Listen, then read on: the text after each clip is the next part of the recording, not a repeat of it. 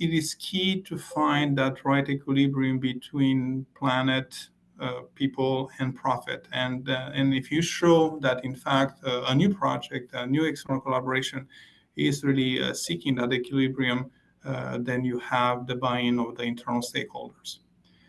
Externally, it's a different challenge, right? You need to demonstrate that the added value of the products that are designed with circularity in mind. So you do need tools like life cycle analysis to demonstrate that it does go into the right direction.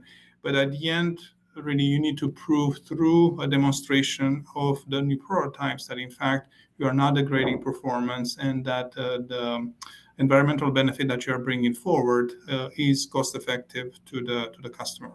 So it is really two different audiences, and you need to show your negotiating and influencing skills when you make that happen.